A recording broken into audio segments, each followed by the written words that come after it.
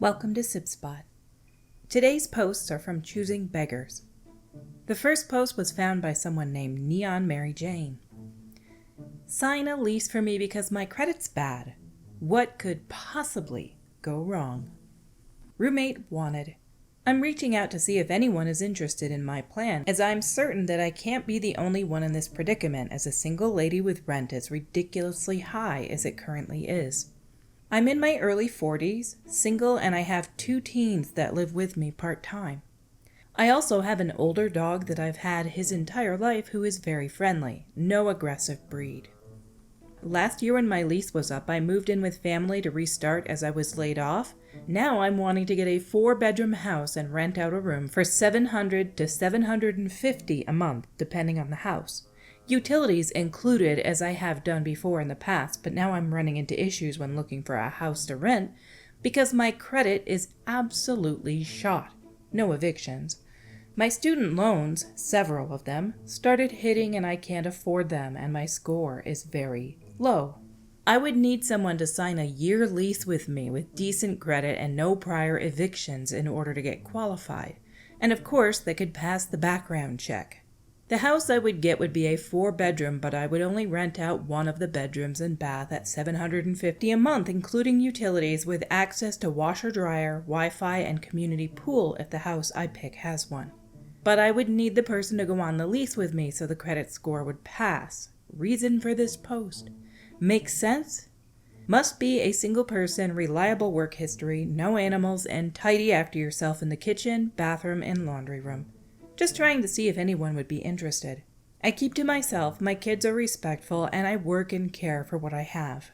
Let me know if interested in this year opportunity with me renting. Also, I'm looking in blank and blank area. Never, ever, ever, ever, ever, ever, even if they're a family or friend, sign a lease for somebody for a year if they have terrible credit. Them having terrible credit means they don't pay their bills. They will not pay the rent, and the rent payments will fall entirely on you if they don't pay their rental agreement and you're on the lease. Let alone a stranger. Never, ever, ever, ever, ever do something like that. If they sound like the most promising and perfect person in the world, still never, ever sign for it. She's got all these excuses why her credit score is bad. Them having bad credit means they don't pay their bills. They will not pay their bills on this either, and your credit will be ruined when you can't afford to pay for this either. It's absolutely hilarious that she calls this an opportunity. Yeah, it's an opportunity for you to get screwed. Our next post is by Instant Maru-chan. The original screenshot was in Spanish, I think, so they instead posted the translation of their story underneath. Hi girlies, heart, smiley face. I'm looking for a girl who's studying to be a makeup artist and another who studies to be a manicurist that wants to practice on me and my aunties on Saturday, who doesn't ask for pay. Obviously, we shouldn't pay. It'll just serve her as practice. It can't be the same girl because we're a lot and she'd take too long.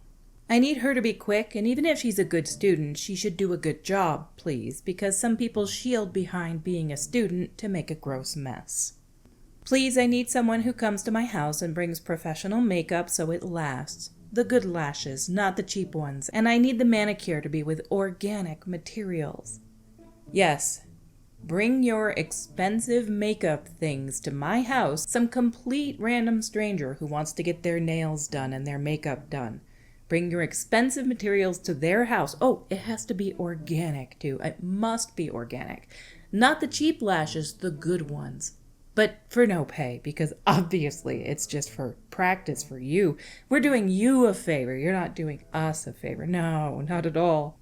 Absolutely entitled, this choosing beggar. That is insane. You don't ask for free stuff like this. You hope that maybe you get to be the person that somebody practices on, but even if they practice, they're not going to be perfect, and they're certainly not going to use the highest quality materials for practice. It's just insane that she wants somebody to come and do this makeup and manicure thing on her and her aunties. Must come, no pay. Bring everything. Our next post is by Nothing Suitable 735. Anything else? I finally have a story to tell. My husband died a couple months ago. Sorry to hear that, OP. And I was moving out of the house we were renting. I had a nice leather love seat that I was giving away for free and was not going to hold. Whoever got to my house first got it. A local woman messaged me asking if it was still available, and I said it was until someone came to get it. She then asked me if I could load it and bring it to her house. I didn't even reply, and someone came and got it shortly after that. A little while later, I made another post listing free things, which was a lot of name brand clothes, purses, and shoes that had to be picked up that day or it would all be donated. Same lady messaged me and asks about a few things. I tell her the same thing. Come get it if you want. She yet again asks if I can bring it all to her, so I again ignore her. A week or so later, I get another message from her asking if I had anything else. I tell her no, everything got taken, so she asks me to go through my stuff again and see if there was anything else I wanted to get rid of. And then they posted a smiley face, and I don't know what that icon is. I think it's a crazy loop. It's got little stars on it, and it looks like a kind of oval-shaped circle. Yes, surprisingly crazy this person is. She contacts you once, asks if you can deliver it, you ignore her. She contacts you for the second round of things you're giving away. Can you deliver again? Like, you can't just come and pick it up, you have to have somebody bring it to you. And then a week later, she asks if you've got anything else. Go through all your stuff again and see if there's anything else that you can just give away to me, and maybe deliver that too. Super entitled. A lot of these Choosing Beggar stories definitely belong in the entitled person subreddit as well, because that is just nuts. Our next post is by Garnet Shadow with 2 Ds, asking for a huge favor. Is there anyone in the Aurora area that would be willing to drive me to the Ren Faire Sunday? My boyfriend was going to bring me, but his plans changed. I know I'm new and no one knows me, but I don't want to go there by myself and I don't have a car.